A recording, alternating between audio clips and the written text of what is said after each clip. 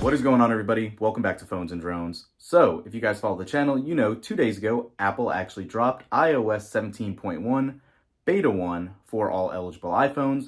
We have installed it on our iPhone 15 Pro Max, and just because there's been so many issues and concerns raised over overheating, battery, and all around issues with the 15 series, we wanted to put it on our primary device since, again, if you follow the channel, you know we haven't been experiencing any of these overheating issues. We did a video test for overheating, charging, all of that, and did not experience any of these issues. So we wanted to put it on our daily driver to put it through the paces for 48 hours and see just how much improvement or step backs this update would be. First things first, cat out of the bag. For a beta 1, this has been amazing.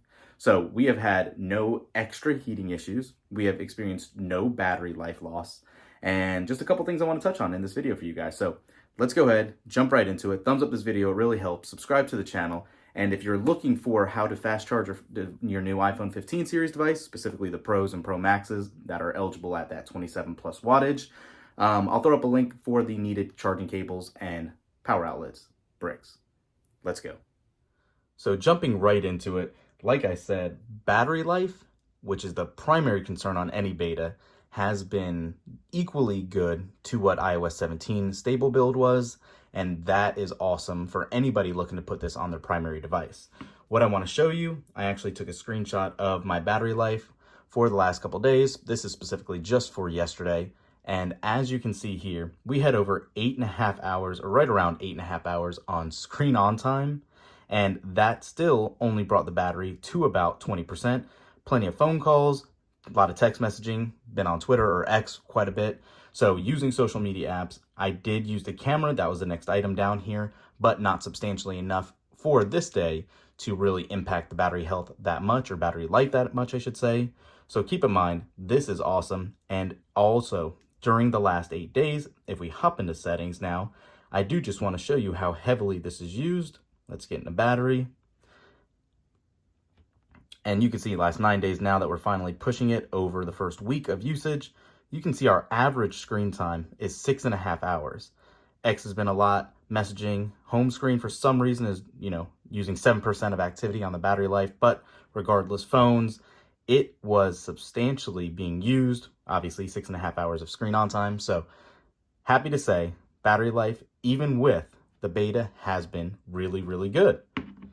Beyond that piece though, I do want to let you guys know that there is no heating issues at all. It might even somehow be running a little colder.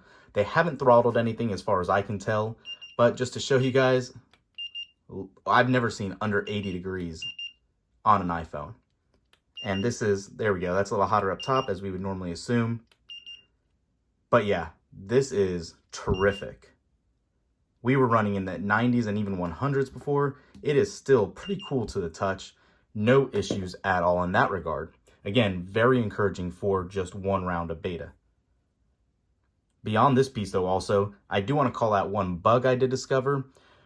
Intermittently, my brightness toggle would go all the way down and it would be very unlegible in sunlight, not even direct sunlight, but it would just not, the auto brightness wasn't kicking in like it should have. So everything isn't perfect, but it is working well. And if that's the biggest issue, I can obviously just pull down the toggle and raise it like I did here.